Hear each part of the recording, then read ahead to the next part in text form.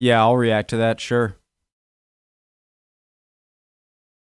Original link, top of the description, guys. Let's go. Let's learn here.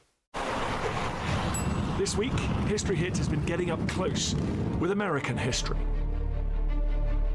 I've come to the historic town of Camden in South Carolina, and I'm here to witness a truly remarkable service.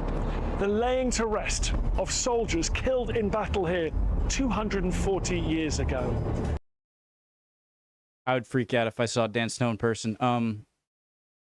Yeah, so interesting. I get to learn about American history here and British history because this is where they, Men from both sides who fell during the American Revolutionary War, the war that made the modern USA. In this special film, I experienced the commemorations at first hand. These men were not given their due respect. And I discovered the incredible work that has taken place to reinterpret the battlefield. We soon realized this was potentially a mass grave. And investigate and care for the bones of the fallen.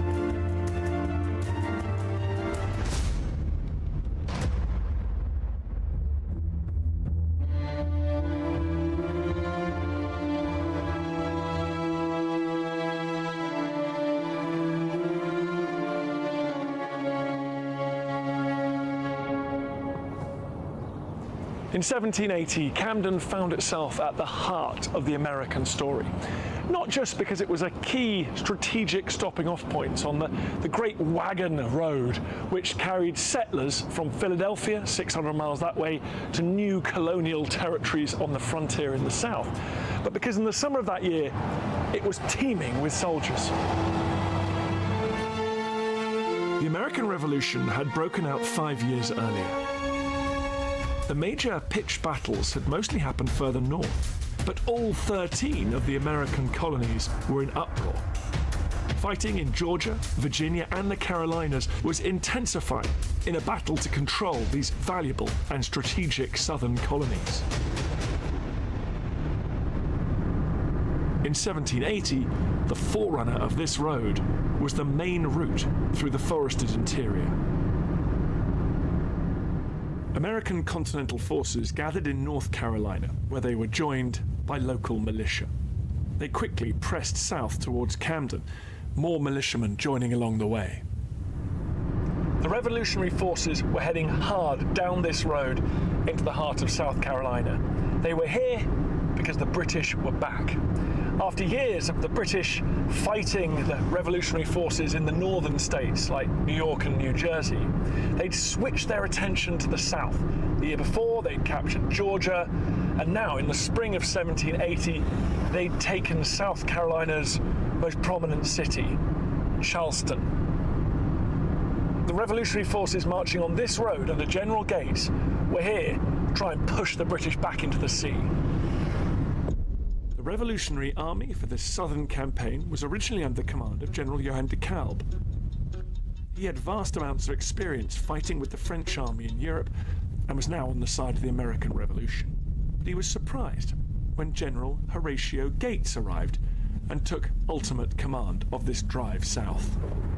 General Gates had been advised by almost all of his subordinate officers not to take this route into South Carolina. There was very little farmland, very little ability for the army to forage on the way. Food would be scarce. Also, it was famous for having lots of loyalists, lots of loyal Americans who didn't approve of the revolution. They'd be marching through a nest of enemies and spies.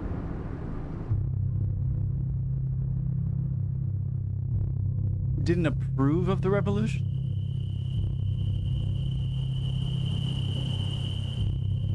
I know what he meant. Okay, sorry. Gates's bold move to press south came to a head here on the night of the 15th of August in these very woods, about 8 miles north of Camden. Horatio Gates was an ambitious commander. Am I still in camera? Sorry. There we go. So at the Battle of Saratoga a few years previously, a great revolutionary success. He now believed that one more success like that might allow him to take George Washington's job as the Revolution's top soldier. So he forced his men down this road, hard marching. The men were on starvation rations, and what they did eat was making them sick. They had dysentery, diarrhea, they're in a poor condition. But he thought he was heading for a British outpost at Camden, that if he marched quick enough and achieved enough surprise, would fall into his control. What he didn't know was that loyalist spies in this area had reported to British forces way down in Charleston. Cornwallis, the British commander in the southern colonies, had gathered his veterans together and marched an incredible 100 miles in 3 days to reach Camden before the American revolutionaries. Cornwallis's entire British army was now heading north out of Camden to try and halt the American advance. Around 2 a.m, the inevitable happened. The scouts or pickets of either army crashed into each other in the darkness. There was a skirmish and both sides stopped to try and work out what was going on. When Gates heard the news that he was facing the full might of the army of South Carolina under the command of Cornwallis, he appeared stunned. He held a council of war and simply said, "Gentlemen, what is to be done?" No one answered. No one wanted to give the obvious answer, which is retreat. Eventually, one of his advisors said, "All we can do is fight." Gates nodded grimly. Come on, South Carolina, let's go. Jesus, I need to learn more about American history, guys. It's a travesty that I'm actually getting to the point where I'm starting to know more about British history than my own country, and it's depressing, okay? I'm full-blown American this video, okay? You guys, I mean, history is history, obviously. As August the 16th dawned, battle seemed inevitable. By the time the sun came up, this is a roundabout where the British Army decided to deploy. They pushed out their flanks either side of the road, extended in long lines, ready to do battle with the Americans that were scrambling to deploy opposite them. This would be quite a conventional 18th century battle. Two armies facing each other in long lines, bit of artillery in the middle, but the plan was to fire musket volleys at each other and then close with the bayonet, hand-to-hand fighting, try and break the resolve of the other side to stand, send them fleeing. I've got a great map here that was actually a contemporary map, just drawn up after the battle. And it does show all the dispositions really well. You've got the road here running along the middle of the battlefield, the men deploying on either side of it, the British regulars over here, the redcoat professional regulars over on the right. There's a bit of a tradition at the time, not always followed, that you put your senior units on at the right of your line, which means that you end up in a situation where your most effective units face some of the enemy's least experienced, and that's I gotta pee quick, guys. Be right back. Okay, sorry, I washed my hands. certainly what happens at this units at the right of your line, which means that you end up in a situation where your most effective units face some of the enemy's least experienced, and that's certainly what happens at this battle. So the British here, you've got Webster here, British regular officer, with units, redcoat units, hardened veterans. You have very interesting units here. You have these American-raised British units. So they're British Army units, but raised in America. Loyalist British Army units. And then just a little bit further back, the cavalry waiting to pounce. They can transform a battle in a second. Now deploying to pounce. They British Army units, and then just a little bit further back, the cavalry waiting to pounce. They can transform a battle in a second. Now deploying out there through the trees, the Brits would have seen the American revolutionaries, their enemies. On this side of the road, the British faced militiamen from North Carolina, from Virginia. These were part-time soldiers. They were farmers, they were civilians, and they'd enrolled perhaps for the course of one campaign or for a limited amount of time. They weren't hugely effective soldiers. They might know how to use a musket, but we hear that some of these men had never been shown how to attach a bayonet, the sharpened knife of steel, onto the end of their musket, and they certainly didn't know how to use them in battle. On this side of the road, you get the American revolutionary professionals, the Continental soldiers who'd served under George Washington, who'd signed up to form the first American professional army. They were effective soldiers under their commander de Kalb, bringing his knowledge from European battlefields. This is just a snapshot of the dispositions moments before the fighting began. And on here it looks so clear, but of course actually it would have been a chaotic, noisy, overwhelming scene. You have units marching up here, kicking up dust with their feet, the horses' hooves, trying to deploy on either side of this road, people shouting about maintaining their dressing, making sure there's one coherent line. You'd have had some drumming, you'd have the shouting of officers, messengers galloping about on horses. You'd have sergeants quietly having a word with perhaps some of the younger, less steady men, reminding them of their duty, reminding them to hold their fire till the last minute. The key was to get a musket volley in at close range and then close with bayonets. You didn't want inexperienced men firing off in terror when the ranges were too far. And on the far side, you have General Gates playing no real role in the battle. He was way too far back, and definitely with one eye on his escape route.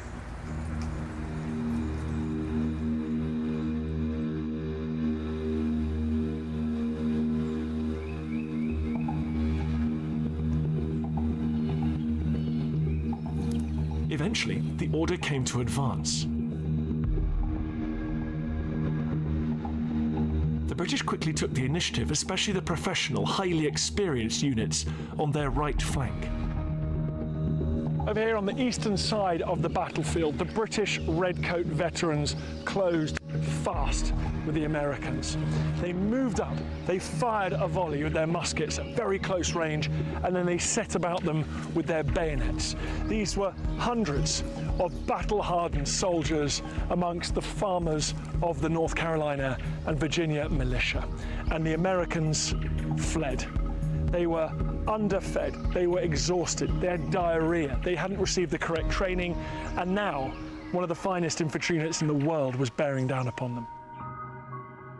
The American militia... Question. Would you want to... So it makes sense that you don't want to fire too early, with the amount of time it takes to reload your weapon, your musket, whatever it was. That time that the enemy could close in, you'd be way too inaccurate, and so you want to make sure you use it in the best way. But after they shoot and then charge, do you have another line of soldiers, if you have them, getting ready to fire? Obviously, they don't want to fire when their men are engaging in hand-to-hand combat with the bayonets, but if they have to retreat, then they can retreat behind another line who can then fire when they're not in the way. Crumbled, bearing down upon them. The American militia crumbled, breaking ranks as the first shots were fired and the British charge began. They fled north, some hiding in the marshes. The whole left side of the American line had collapsed in an instant. It was a rout. It's at this point, though, that you really get a sense of the professionalism of the British Army, because rather than all these teenage boys with muskets chasing after their fleeing American enemy, they maintained their cohesion, they listened to their officers, and the order came to wheel to the left. And that meant they were now in a line at right angles to their original line of advance. And they started moving to the center, pressing in on the Americans along the line here. The American reserves tried to move forward to block this pincer move, but this was near impossible in the chaos of battle. You've got to remember also at this point that as soon as the guns started firing, the smoke from the gunpowder of muskets and cannon, it was a very still day, and the air was thick with smoke, so it was very unclear what was going on. And that meant these Americans, who had been focused on the redcoats in front of them, now had the terrifying prospect of being caught between two jaws of the British Army, the ones advancing up here and the ones coming at them from their left flank.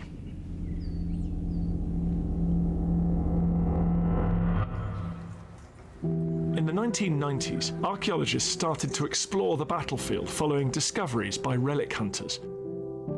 It culminated in a series of major excavations in the fall of 2022, when several shallow graves were carefully exhumed by archaeologists and forensic experts. The way we have it now with that map is it going like that, which would mean that all that... The aim was to record, examine and preserve the remains prior to reburial.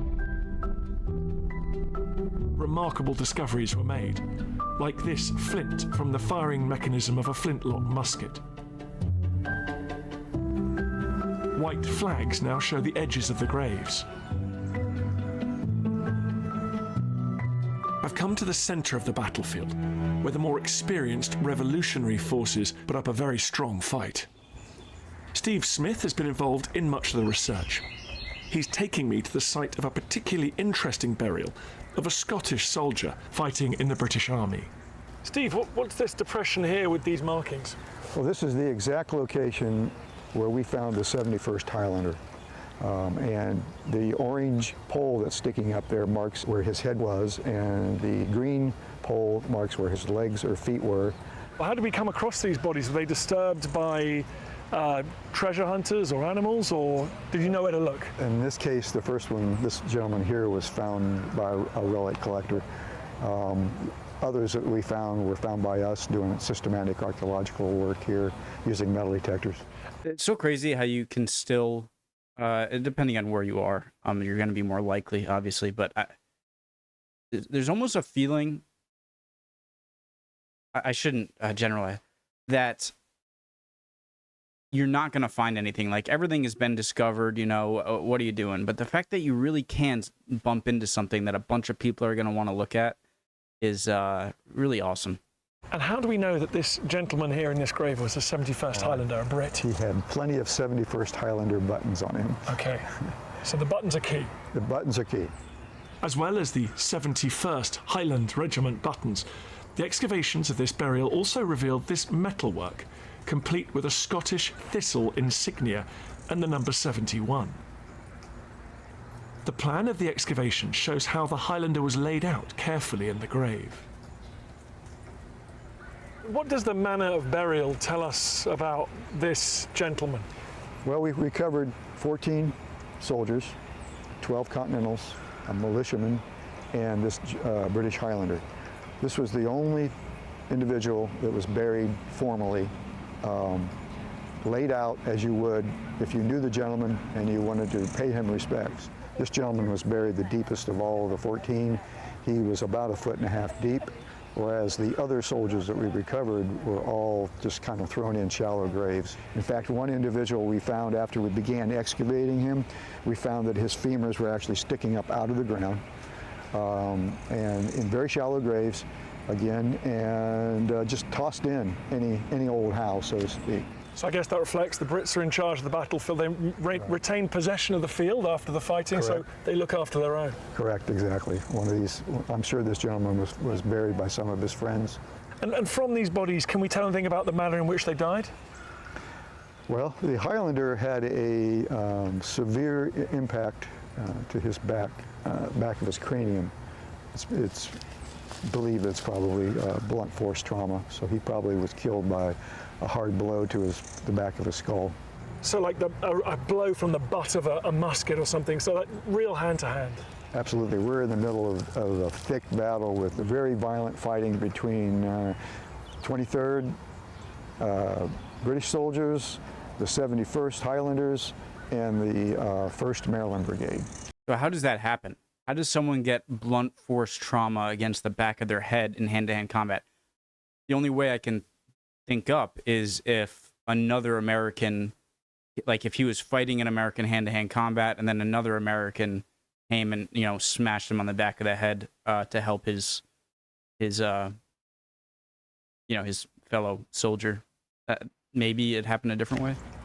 All of them veterans. They knew what they were doing. Yeah, these were not amateurs. These were people who had been through a lot already, and they were hardcore veterans. So this was violent warfare right here. What other archaeology have you done on the battlefield? Have you done metal detecting, remote sensing that can tell you any more about the fighting? Yes, that's correct. That's our primary effort here, is to do systematic metal detecting across the entire battlefield. Every artifact we have a GPS point for. You could come into our lab and say, I'd like to know exactly where that musket ball found, and we can go, okay, we put it in the GPS, come right back out here and go, that's where we found it. And can I see the results of that? Oh yes, absolutely. So here's one of our latest maps. Wow. And you can see all of these are musket balls, Wow. or buckshot. So we're standing in pretty much the densest concentration of musket ball drops here. That's correct. There's hardcore fighting going on here. These are either drop musket balls, or they're from both the British and the Americans, or they're buckshot fired from American cartridge. And there's a few gun parts and that sort of thing. Is the suggestion here these are actually musket balls that shot and fell to the ground, or were they fumbled as people were reloading their muskets and just dropped out of pockets That's correct. and pouches? Some of these are balls that have been, we call them unfired, because we don't know if they were dropped or how they got there, but they're basically unfired. But you're right, we can extract out all the fired muskets and look at the unfired musket balls and be able to refine where we know units were. Because if you got a line of unfired musket balls, then you've got an indication that someone was standing there in a row with other British or American soldiers firing volleys downrange. And so let's take a look at this. What do you think it's telling us? Clearly there's a big fight down here where the American Continentals took on the British American raised troops. That was the battle ebbed and flowed there. That's correct. What you're pointing at is the American right flank and the British left. And so the dropping where bullets dropped isn't necessarily going to indicate whether there was a large battle there, like you said, but I feel like it's reliable enough to that, having this GPS data on drop bullets, if you see a large amount, spread over a bit of area, there was very likely a big battle there. So I get it. What you're pointing at is the American right flank and the British left. And so the 2nd Maryland Brigade was fighting here against the North Carolina Loyalists and the Volunteers of Ireland. On the other side of this road, out here was where the Virginia militia and the North Carolina militia were. And of course, they fled from the battlefield. Not many musket balls there, so maybe nothing lasted too long there. The Virginia militia fled almost immediately as they saw the British regulars coming forward with their bayonets. They just simply took off. And then the 2nd Maryland Brigade, which was in reserve, came forward, met the 23rd and the 33rd, and then slowly were forced back, and this is where this heavy fighting is going on. And that's why the sense almost of a right angle here. Correct. The Brits are coming in from here and from here. Correct. Okay. It's like a backward J. Yeah. And what happened was the British General Lord Cornwallis saw the gap between those two battles that were going on, sent in his 71st Highlanders and British Cavalry, the British Legion Cavalry, and British Legion Cavalry were able to get behind the Americans on this right flank, and then they realized they were being surrounded, and that's when they had to fall back. So this our 71st man here was perhaps sent into battle by Cornwallis slightly after the rest as a kind of to administer the coup de grace. Absolutely. He was a reserve. He came in later in the battle, but he got all the way up here. So he made it this far forward. Approximately how many artifacts and musket balls and other projectiles do you think you found on the battlefield? We're going to find out, but there must be a lot of these in Europe, but I wonder if there are any battlefields in Eastern America that were both Civil War and Revolutionary War battlefields, just by, happenstance. And that'd be so interesting to be digging through, an archaeological site and just seeing a dead, two dead bodies that actually died many decades apart in the same area. I don't know. Approximately how many artifacts and centuries apart in do you think you found on the Europe's case? We've just counted recently. We've got 2,900 musket balls.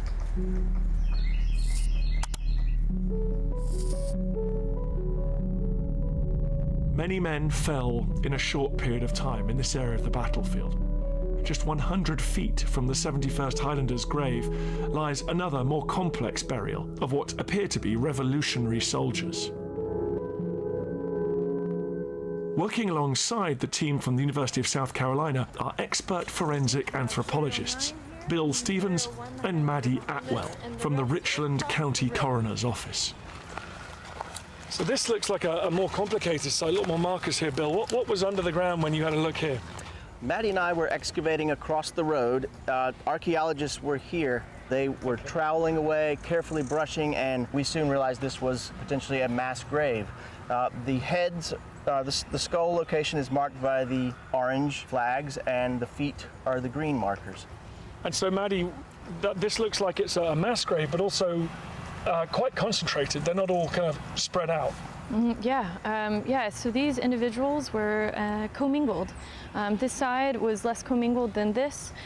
This consisted of about 3 people who were very much overlaying each other. And so it took Bill and I a couple hours of sitting and just looking and taking a color-coded map and sketch to figure out which skeletal element belonged with each individual to ensure that we were maintaining anatomical orientation of every individual.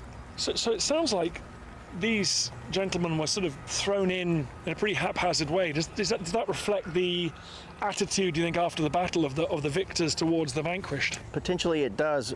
What stood out in this grave particularly were fractured femurs. So we have kind of a locus that was commingled here with broken bones, suggesting rough handling of the soldiers, contrasting with some of the other graves. Hastily thrown in. You know, there are lots of factors at play. The August heat, men were not well. They were suffering from dysentery and battle wounds. So this was done hastily and in a rough manner. The potential throwing of the bodies on top of each other is a sign they were not given much respect. They could have been buried by the victors of the battle, just with nowhere near the care, just 100 feet away of the Highlander. Other than the manner in which they appear to have been buried without that respect, what other clues do we have that these were Continentals, these were American Revolutionary troops? Yeah, this is based on the archaeology done at the site that has been able to identify everybody by their buttons. So the buttons had USA on them, and Jim Legg, the archaeologist, was able, even in their very fragmented state, to put them back together in a really amazing way. What can we tell about the way they may have lived? Their dental enamel preserves signs of nutritional stress, maybe fever-producing illness as children. So these are ubiquitous among 18th, 19th century samples, usually evidence of growth disruption, linear defects of the enamel, growth stoppages revealed by X-ray of their shin bones, their tibia. So they had tough childhoods and nutritional challenges. So even before they joined up to serve in this brutal war, they would have had a very tough life. They would have, yes. And do we have any causes of death? It's crazy how, people are so much taller on average nowadays, and that how just not being fed enough or having a high nutrition diet growing up can just affect your how you look when you're an adult is mind-blowing. We are always hesitant to make assessments of cause of death when we only have fragmentary skeletons, so we document traumatic injury. So we have associations of musket balls directly with the bone. So those we document as projectile injuries. A lot of the preservation out here did not lead to survival of elements like the ribs and the vertebrae because they're porous bone. So in not surviving, the evidence we have for their potential injuries and causes of death are projectiles within their abdominal cavity. Interesting. Maddie, you must have, in your job as a coroner, you look at all sorts of different causes of death and sites. Is there something really different about working in a battlefield where you've got like massed casualties like this? Right, where everybody is pretty much a homicide. Yeah, the difference for me, although it's absolutely still emotional, is it's not contemporary medical legal death investigation. So it was a real honor to figure out more information about these individuals where there really isn't a lot of the physiological, the biological aspect involved in the historical canon that already exists. During the intense fighting to the east of the road, on the west side, the revolutionary troops were rallied by General de Kalb, desperately trying to stage a fighting retreat. A further grave has revealed 3 Continental soldiers who were struck down during this. They were all teenagers.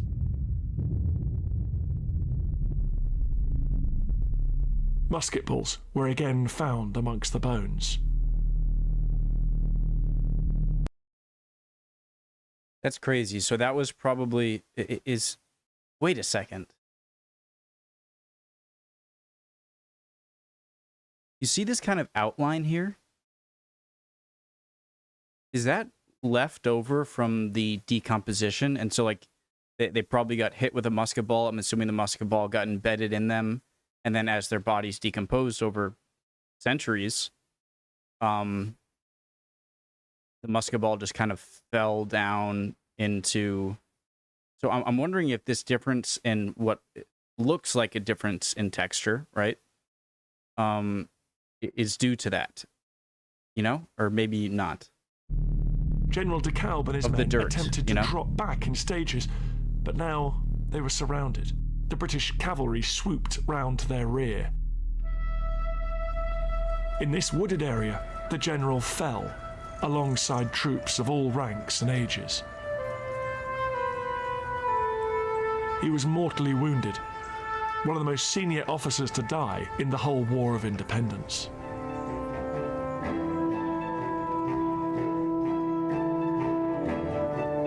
The bones of the fallen, discovered here on the battlefield, have now been exhumed and placed in coffins, ready for a very special and unusual commemoration ceremony. In charge of organising it is Doug Bostick of the South Carolina Battleground Preservation Trust. You and your organisation have organised a big event here. It's a world-class project in terms of the preservation of the battlefield, the forensics. Why go to so much trouble? Well, at the outset, frankly, a lot of people said, Doug, you're just crazy to take this on. But I was so determined that we needed to do this. We're now on the cusp of the 250th anniversary of the American Revolution. And that's just an opportunity that is worthy of honoring them 3 years in away. a remarkable way. I don't think I've ever been invited to an 18th century military funeral before. You're pioneering something quite new here. It is, and but we wanted it to be an affair that, while they'd be shocked at all the attention they're receiving, we wanted it to be something that for them would be recognizable.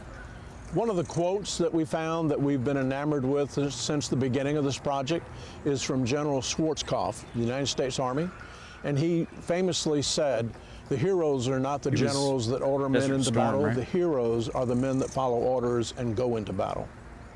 And so we're remembering those men who fought on the front line tomorrow. We're determined to honor the common soldier. We're not here to represent Horatio Gates, Lord Cornwallis, Otho Hallam Williams, Bannister Tarleton. We're here to honor the men that followed those orders and sacrificed for their own country, whichever one that was.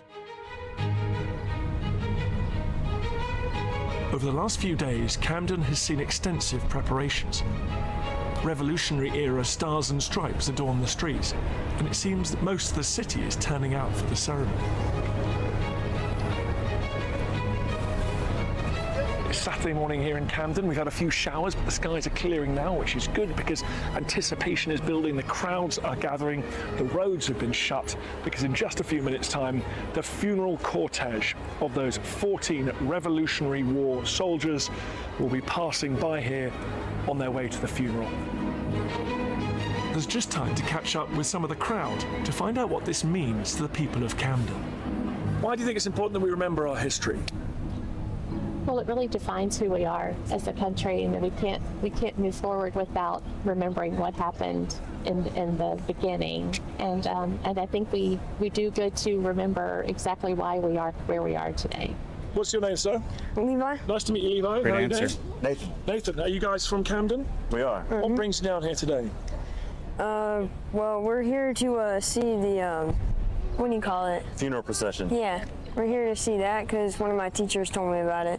I teach social studies, U.S. history in high school. So you're the local history teacher in high school? One of them, yeah. We hear a lot today that the kids, they want to learn STEM subjects. And do you think events like this are going to just re-engage people with history a bit and make your life a bit easier and tell the kids why they should be studying history? Well, you have to make it relevant to them. And Thursday, they brought all the remains by the schools on Humvees with flag-draped coffins. And when I related to them, the two of the sets of remains they aged them between 14 and 16 years old. That really hit a lot of them because that's their age. And, you know, they were fighting? Yes. You know, it's and that really shocked them. A lot of people don't really understand, or when in high school when they learn about the Northern Campaign, Yeah. you know, Bunker Hill and all those battles. But the war was really won down here in the Southern Campaign. Although Camden was a major defeat for the American forces, down the second major defeat with the fall of Charleston. Yeah, but it was a key part of that journey. Right. Yes.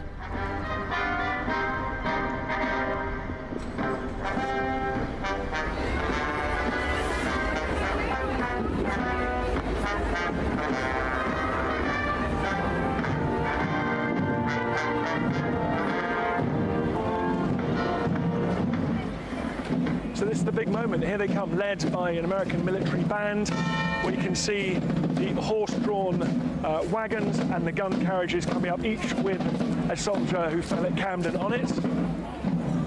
Here come the first of the wagons with the fallen Americans on them,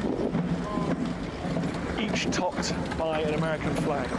Now carrying the fallen, and behind them here we have the British contingent. Here is the British veteran, Scottish veteran, on a gun carriage with the Royal Regiment of Scotland accompanying.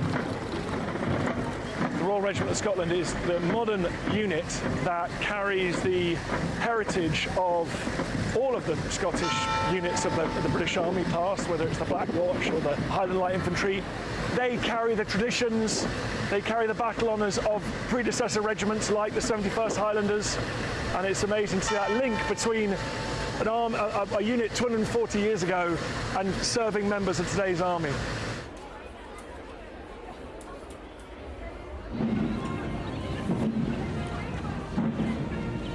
Reenactors, representing both sides of the battle, carry their muskets in reverse out of respect for the fallen. The procession eventually arrives in front of the Bethesda Presbyterian Church. In its grounds lies the burial of General Johann de Kalb. But today's service is all about the ordinary soldiers from the ranks who fell in the battle, men who did not receive proper burial at the time. It strikes a chord with the serving soldiers present. Joel, what's it mean to be here today as a serving soldier? Sir, being here today, it's a true honor and a privilege to not only be here amongst our greatest ally and our local population, and to see our soldiers and serve today to recognize our fallen, regardless of how long it's taken. I can be guilty of thinking about the kind of archaeology, but actually for you, this is something that you've experienced. You've lost men in battle. Yeah, well, we have done, so it's not lost on us that we have soldiers in our regiment who have paid the ultimate sacrifice in recent operations. And if you have a look at the pallbearers, every single one of them have got medals on their chest from recent campaigns in places like Iraq, Afghanistan, Bosnia, Kosovo. So as much as we're here today and to lay to rest a soldier who died almost 250 years ago, ultimately our thoughts will also be with soldiers from our own regiment who have died in recent campaigns.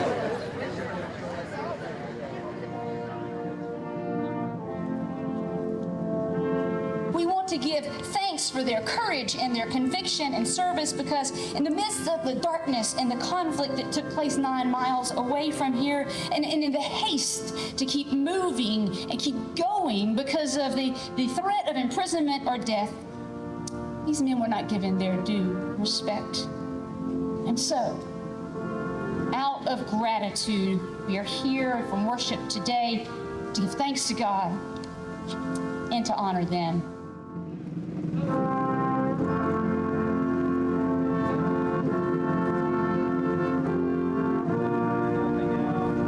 At the end of the service, the coffins are prepared to return to the battlefield.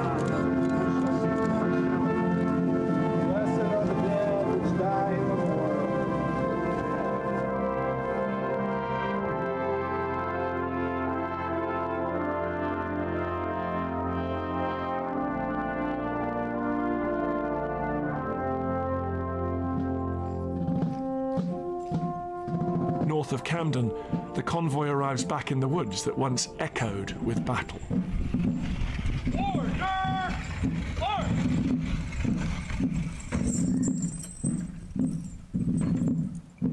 Soldiers are making the final stage of their journey back here to Camden battlefield, where they'll be reinterred and where they'll remain.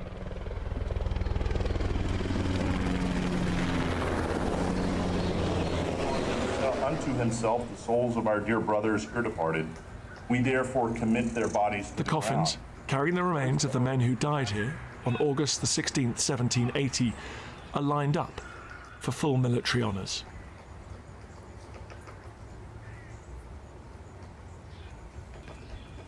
First, the American Revolutionary soldiers received their tribute.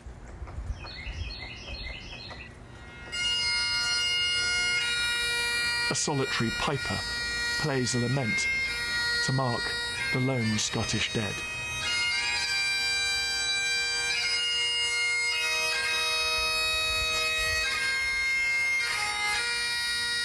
Watching this reminds you that men came from near and far to fight this battle in 1780. A single day of combat, whilst being an American defeat, played its part in the story of American victory in a war that changed history. That was great. Especially seeing the way that they were buried. I get, when you're, I'm not saying that any side is a fault for that or anything, given what conditions they might have been under. Not to say maybe there wasn't some ill will wish, looked at when they looked at the fallen Americans or whatnot, but just to know that they got reburied in a more respectful way is really nice to see. And it almost like the more kind of cool, chilling aspect was seeing the Scottish people, touching and the setting it, getting it ready for reburial of the British soldier. Kind of just because they're so far away from, they had to come from Scotland, obviously, and are doing this to like long ago in a far away, like it's so far from Scotland and it's so long ago, and to see them there is really cool. Very good video, awesome. Love Dan Snow, love History Hit, great channel. Hope you guys are all doing well. Would love to see any comments at all, and I'll see you guys next time. Bye, guys.